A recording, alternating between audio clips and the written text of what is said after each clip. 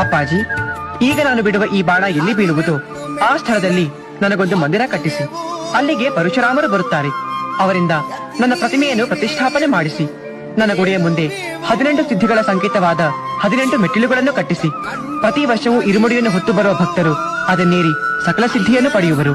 ಇನ್ನು ಮುಂದೆ ನನ್ನ ದರ್ಶನಕ್ಕೆ ಬರುವ ಭಕ್ತರೆಲ್ಲ ನನ್ನನ್ನು ಅಯ್ಯಪ್ಪನೆಂದೇ ಕರೆಯುವರು. ಪ್ರತಿ ವರ್ಷವೂ ಮಕರ ಸಂಕ್ರಾಂತಿಯ ದಿನ ನಿಮ್ಮ ನೆಚ್ಚಿನ ಆಭರಣಗಳನ್ನು ನನ್ನ ಪ್ರತಿಮೆಗೆ ಅಲಂಕಾರ ಮಾಡಿ ಅದನ್ನೇ ನನ್ನ ಪಟ್ಟಾಭಿಷೇಕವೆಂದು ತಿಳಿದು ತಾವೆಲ್ಲರೂ ಆನಂದಿಸಿ.